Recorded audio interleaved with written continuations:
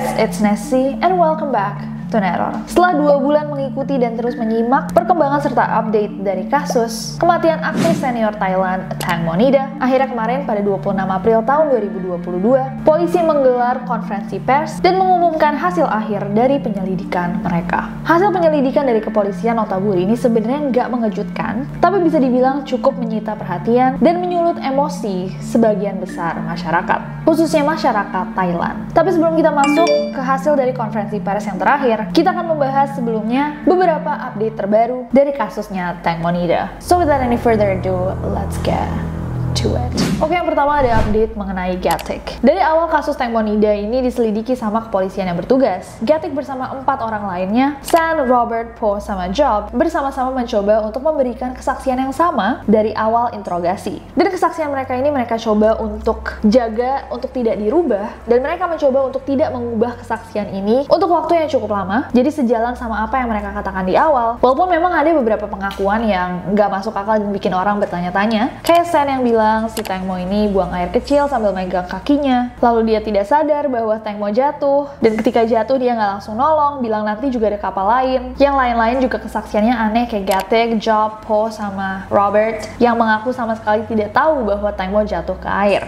Walaupun kalau kita ingat mereka semua ada di perahu yang size-nya tidak terlalu besar. Selama sekitar 1 bulan, mereka semua menjaga pengakuan yang di awal tadi, dan mereka terlihat seperti mereka sudah sepakat satu sama lain. Namun tiba-tiba Gatik datang ke kantor polisi dan berbicara pada pers kalau misalkan dia memang beberapa kali memberikan kesaksian palsu. Gatik mengaku bahwa kesaksian palsu yang dia berikan selama penyelidikan itu atas nasihat seorang ahli hukum. Selain itu, Gatik sama kuasa hukumnya juga mengaku bahwa sudah beberapa orang yang mencoba memanfaatkan Gatik selama penyelidikan ini, salah satunya adalah pengacara M. Next, Ketua Crime Victims Assistance Club, Acharya Ruang Ratanapong, mengungkapkan bahwa luka yang ada pada bagian paha kanannya Tang Mo itu memang disebabkan oleh sayatan benda tajam, tapi bukan baling-baling. Pasalnya, menurut Acharya, kalau lukanya Tang Mo itu disebabkan oleh baling-baling speedboat, ukurannya nggak mungkin mencapai 30 cm, dan bentuknya nggak mungkin satu garis lurus saja. Acharya juga menilai bahwa luka tersebut itu sudah ada bahkan sebelum Tang Mo jatuh ke air. Hal yang sama juga diungkapkan oleh Dr. Porntip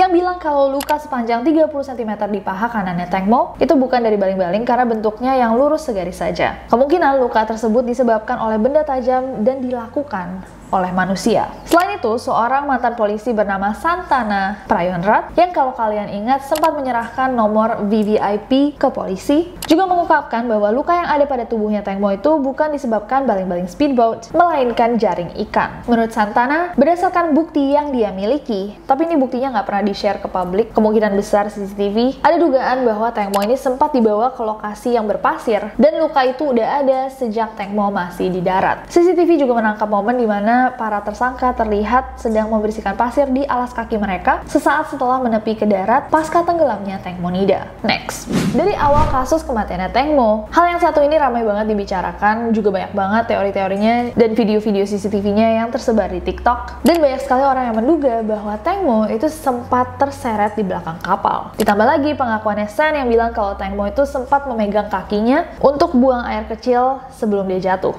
Nah, ternyata menurut Jung, seorang ahli bidang CCTV, tidak ada CCTV yang menunjukkan kalau Tang Monida terikat atau terseret di belakang kapal, dan bayangan di CCTV yang terlihat seperti kepala itu kemungkinan besar bukan kepala manusia, melainkan bagian dari speedboat. Dr. Porntip juga mengungkapkan pada media bahwa dari hasil analisisnya, Tang Mo tidak jatuh dari belakang speedboat. Selain bukti CCTV again, alasannya adalah karena ya misteri perpipisan itu yang nggak masuk akal sama sekali. Kemungkinan lain juga diungkapkan oleh Acharya. Dia bilang bahwa Tang Mo tuh nggak jatuh dari belakang speedboat. Kemungkinannya adalah dia jatuh dari depan speedboat lalu tertabrak oleh speedboatnya. Hal ini juga lah yang mendukung teori dari mana munculnya 22 luka di tubuh Tang Mo yang ditemukan pada otopsi kedua. Pada 25 April tahun 2022, Acharya lebih lanjut menyatakan bahwa pengakuannya San tentang Tang Mo yang terjatuh saat pipis itu adalah rekayasa. Dia mengaku bahwa dia memiliki sebuah klip yang belum dibuka yang menyatakan bahwa itu adalah cerita karangan saja. Tapi dia tidak mempublikasikan klip tersebut karena dia menunggu polisi membuat pernyataan terlebih dahulu. Di video sebelumnya kita sempat menjelaskan bahwa 24 jam pertama setelah Tang Mo tenggelam, gak ada satupun dari kelima orang yang ada di kapal itu bersama Tang Mo muncul. Mereka semua menghilang, nggak bisa dikontak sama sekali. Alih-alih berada di sekitar TKP, melapor ke polisi, ataupun berada bersama keluarganya Teng Mo, Gatik, San, Po, Robert, sama Job malah bertemu sama pengacara untuk meminta saran. Ternyata, pertemuan kelima orang itu dibenarkan oleh seorang pengacara bernama Anusha Presili. Pengacara Anusha ini mengaku bahwa dia sempat beberapa kali bertemu sama Gatik, San, Po, sama Job untuk memberikan nasihat hukum. Gak cuman itu aja, ternyata pengacara Anusha ini diperintahkan oleh lawyer lainnya yang berinisial M untuk bertemu dan membantu kelima orang yang akhirnya menjadi tersangka ini. Pada tanggal 25 Februari tahun 2022, jam 1 pagi sekitar 3 jam setelah Teng Mo tenggelam, pengacara Anusha terima sebuah telepon dari temannya yang sama-sama pengacara yang berinisial M tadi menggunakan sebuah nomor private. Pengacara M menceritakan tentang tenggelamnya Teng Mo dan mengajak pengacara Anusha untuk ketemu sama Gatik, San, Po, Robert, dan Job. Dan ketemunya itu langsung keesokan harinya jam 10 pagi pada 26 Februari tahun 2022. Pengacara Anusha kemudian bertemu lagi beberapa kali dengan kelima orang tersebut di antara tanggal 5 sampai 9 Maret tahun 2022. Sebelum bertemu sama kelima orang yang waktu itu masih menjadi saksi, pengacara Anusha tidak memiliki hubungan apapun dan tidak saling kenal sama mereka berlima. Tapi pengacara M itu adalah rekan bisnisnya Po sama Robert. Pengacara M dan istrinya memiliki saham di perusahaannya Robert sama Po. Saat diwawancara, pengacara Anusha mengaku bahwa kelima orang tersebut, Gatik, San, Po, Robert, dan Job, disarankan untuk tidak menjelaskan kronologi kecelakaan Teng Monida secara detail, termasuk jumlah botol alkohol yang dikonsumsi. Selain bertemu dengan pengacara M dan pengacara Anusha, kelima orang itu juga bertemu sama pengacara lainnya yang katanya cukup terkenal di Thailand. Pada 12 April 2022 kemarin, Acharya mendatangi Divisi Anti Korupsi dan Pelanggaran (AEC) Kepolisian Tingkat 1 Thailand untuk melaporkan adanya dugaan keterlibatan penyidik Nonthaburi Thailand dalam kasus meninggalnya Teng Monida. Acharya menuntut polisi Nonthaburi Thailand melanggar pasal 131 dan 132 hukum pidana terkait polisi melalaikan tugasnya dalam pengungkapan kasus kematiannya Teng Monida. Acharya mengklaim bahwa kepolisian Nonthaburi diduga memanipulasi beberapa barang bukti dalam kasus Teng Monida sehingga terdapat beberapa kejanggalan dalam penyelidikan kasus ini. Kejanggalan-kejanggalan tersebut adalah: yang pertama, ada rambutnya Teng Monida. Bapak Acharya mengklaim bahwa petugas penyidik Nonthaburi Thailand bersekongkol dengan petugas yang mengumpulkan barang bukti seperti speedboat yang diparkir di dermaga NBC Boat Club nomor 49. Speedboat itu tentu adalah salah satu bukti terbesar dalam kasus meninggalnya Teng Monida. Tapi mengapa untuk menemukan sehelai rambut di speedboat itu aja butuh sampai 4 kali pemeriksaan? Also, gimana caranya rambut tidak tertiup angin ketika kapal dibawa ke darat? Gak cuma rambutnya Teng Mo aja, barang bukti berupa gelas wine dan champagne pun butuh 5 kali pemeriksaan untuk akhirnya ditemukan oleh para penyidik. Bukannya harusnya barang-barang ini sudah ditemukan sejak pemeriksaan awal? Kenapa butuh sampai 5 kali pemeriksaan baru ketemu? Apakah ada sesuatu yang dimanipulasi sama penyidik Nonthaburi? Dan yang ketiga, Acharya merasa bahwa fokus utama penyidik itu adalah kesaksian palsunya Gatik. Makanya dia percaya bahwa Gatik ini jadi satu orang yang dikambing hitamkan dalam kasus ini. Next, dilihat dari beberapa foto Teng Monida saat berada di speedboat di Sungai Chao Phraya, ada spekulasi yang mengatakan bahwa pada hari itu Teng Mo tampak seperti mengunjungi atau melewati kawasan-kawasan industri. Hal tersebut dinilai cukup janggal karena kalau misalkan kita ingat dari keterangan para saksi, hari itu mereka tuh berenam, Teng Mo dan 5 orang lainnya jalan-jalan di Chao Phraya untuk chillin, have fun, relax, santai, hangout. Nah, menurut beberapa orang dan media, cukup aneh kalau misalkan ada orang yang melewati lokasi-lokasi tersebut ketika tujuan mereka adalah untuk bersantai di sungai. Muncullah foto Teng Mo. Ada satu foto yang tersebar di internet, katanya foto ini adalah fotonya Teng Mo yang diambil oleh Sand. Foto ini diunggah dengan tulisan, "Cukup menakutkan kan? Dan kalau dipikir, apakah mungkin bisa buang air kecil dengan pakaian seperti ini?" Dikutip dari TNTThailand.com, Sand itu mengakui bahwa emang itu adalah foto Teng Mo, dan dia mengambil foto itu karena dia ngerasa bahwa Teng Mo terlihat sangat cantik dari belakang, makanya dia memotretnya. Namun, netizen mempertanyakan tentang tato burung walet yang terdapat pada tubuh Teng Mo. Kalau kalian perhatikan, di foto yang diambil Sand ini, Teng Mo terlihat tidak memiliki tato sama sekali. Kulitnya terlihat bersih, ada juga beberapa perbedaan lainnya seperti rambutnya yang panjang, tubuh yang kekar, dan warna kulit yang berbeda. Hal-hal itulah yang membuat orang-orang ragu apakah objek yang ada di foto itu beneran Teng Mo atau bukan. Kalau bukan, mengapa Sand mengambil foto orang yang berpakaian persis seperti Teng Mo di hari dia tenggelam. Enggak, tapi ini kayak badannya Tengmo deh. Oh ya, rambutnya beda ya? Iya. Tapi tuh bajunya persis banget sama Tengmo. Iya, emang persis banget, sampai ini ada iketannya gitu kan. Iya. Nah, di foto Tengmo yang itu, yang cakep itu, emang tatonya kayak nggak begitu kelihatan. Iya sih. Tapi posisinya di situ banget, gede. Atau mungkin ini bukan tato beneran kali. Next, baru-baru ini di kalangan netizen Thailand kembali tersebar isi chat dari San Wisapa terkait kasus meninggalnya Tengmo Nida. Sebelumnya bukti chat ini pernah diunggah oleh salah satu akun Twitter yang kemudian tweetnya hilang begitu saja. Ini adalah 12 poin isi chat milik San. Yang pertama, kami sudah saling kenal selama 10 tahun. Padahal sebelumnya Anna bilang kalau Tengmo nggak kenal siapapun di speedboat itu kecuali Gatek. Kalau misalnya kalian nonton video-video sebelumnya kita sempat bahas. Yang kedua, jika ada orang saling membenci sedang bersama, siapa yang akan mengundang para pembenci untuk pergi bersama naik perahu? Apakah kamu akan pergi dengan orang-orang yang memiliki masalah? 6 dari kami tidak ada yang memiliki masalah seperti dugaan netizen. Ketiga, kematian Tengmo Nida tidak ada yang diuntungkan atau sengaja menginginkan hal itu. Yang keempat, orang yang mengundang saya adalah Mo. Tengmo Nida mengundang saya untuk pergi, tidak ada dari kami yang berniat pergi untuk membunuh. Yang kelima, yang terjadi di atas kapal itu adalah kecelakaan. Tidak ada yang mengira Mo akan buang air kecil dan jatuh. Mau minum anggur, kemudian dia buang air kecil, jatuh, dan semua itu terjadi begitu cepat. Nomor 6, ketika Mo jatuh, kami memberitahu pihak berwenang dan kami terus mencari beberapa jam. Ketujuh, semua orang percaya bahwa itu adalah pembunuhan, yang sebenarnya itu adalah kecelakaan. 8, coba lihat foto dan video, Mo minum anggur,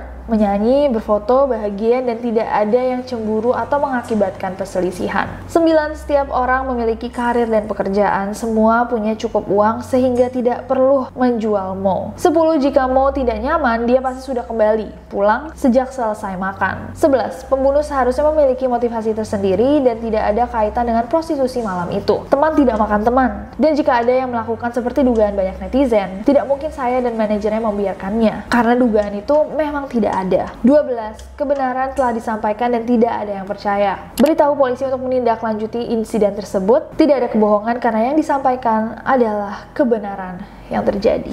Tibalah kita di konferensi pers tanggal 26 April tahun 2022. 26 April 2022 kemarin dilaksanakanlah konferensi pers oleh Kepolisian Nonthaburi di kantor polisi Region 1 Bangkok yang dihadiri oleh ribuan media. Rencananya hasil konferensi pers hari ini nantinya akan diserahkan ke kejaksaan dan jika barang bukti dinilai sudah lengkap, maka baru bisa diproses ke persidangan. Menurut keterangan para penyidik Nonthaburi, sudah terkumpul barang bukti dalam bentuk 8 file besar yang berisikan 335 bukti termasuk 47 dokumen dan 2 laporan otopsi, 88 bukti fisik, 200 video termasuk rekaman dari 70 CCTV, dan 2.000 dokumen dengan total hampir 2.500 halaman. Selain itu, dalam penyelidikan yang panjang, Kepolisian Nonthaburi bersama petugas dari Provincial Police Region 1 telah memeriksa 6 tersangka, 5 orang di speedboat plus pengacara M, 26 orang yang berhubungan dengan para tersangka, 62 saksi, 16 spesialis, dan 20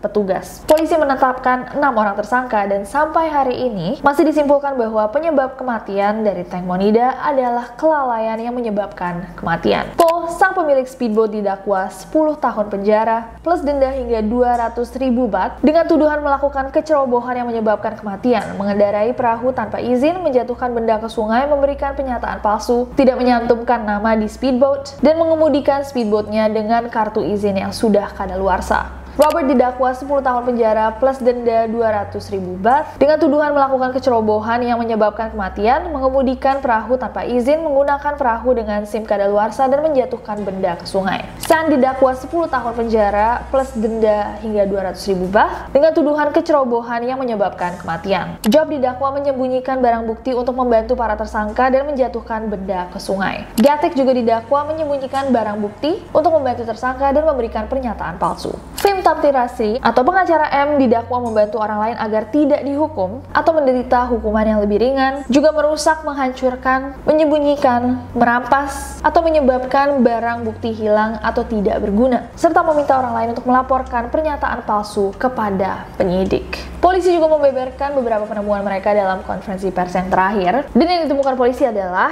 pertama, tubuh Teng Mo itu mengalami 26 luka di antara paha dan pergelangan kakinya. Kedua luka terbesar itu di bagian dalam paha kanannya yang berukuran lebar 7 cm, panjang 26 cm, dan di kedalaman 1,5 sampai 4,5 cm. Itu dinilai cocok dengan dimensi bilah baling-baling speedboat. Ketiga, polisi tidak menemukan bekas penyerangan atau kekerasan di tubuhnya Teng Mo. Keempat, pada saat Teng Mo terjatuh pada pukul 22:34:10, Panglima Polisi 1 tidak dapat mengonfirmasi apakah Teng Mo itu sedang pipis atau tidak. Tapi yang jelas hal ini merupakan kecerobohan yang menyebabkan seseorang tenggelam dan meninggal. Kelima, semua orang yang ada di speedboat pada malam itu mabuk berat, dan itu menjadi alibi mereka menghilang selama 24 jam setelahnya. Jadi supaya pas ketemu polisi dan diinterogasi, mereka semua dalam keadaan sober. Dan yang terakhir, menurut Panglima Polisi Daerah 1, Legend Chirapat Phumchet, kasus ini sudah selesai dan tidak perlu dilakukan pemeriksaan lebih lanjut. Oleh karena itu, polisi menyerahkan bukti dan laporan yang telah dikumpulkan kepada kejaksaan untuk dipertimbangkan, karena penyelidikan akan segera berakhir dan kasus kematian Teng Monida memasuki tahap berikutnya di pengadilan. And that's that. Ini kayaknya video neror pertama yang dimana kita ngikutin kasus seintens ini. Aku mau dengar pendapat kalian, guys. Apakah kalian setuju dengan polisi Nontaburi yang akhirnya rule this out as an accident, menetapkan bahwa ini adalah kasus kematian yang tidak disengaja?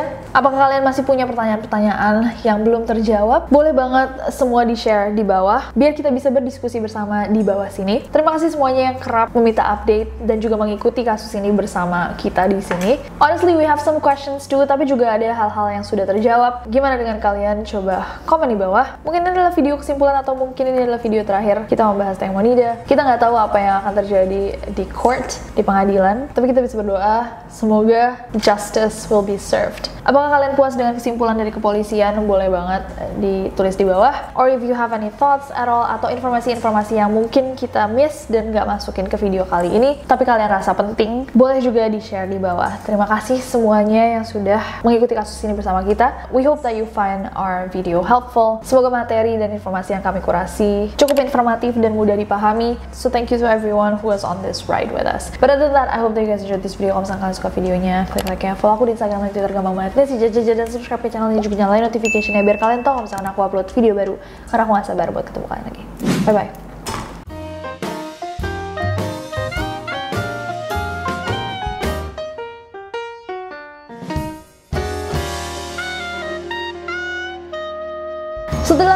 Setelah hasil penyelidikan dari kepolisian Nontaburi ini sebenarnya nggak menyejukkan. Hasil penyelidikan kepolisian Nontaburi ini sebenarnya nggak mengungkapkan bahwa luka yang ada di bagian paha tangan Nah, ternyata menurut Kanjung siapa? Oke. Kunjung. Kemungkinan lain juga diungkapkan. Gatik CS ingin kematian, kayak komplotan banget. Kematian Teng Monida gratis. CCTV juga menangkap para momen salah Gatik, San, Po, Robert, sama John untuk bertemu dan membantu kelima orang yang kini sekarang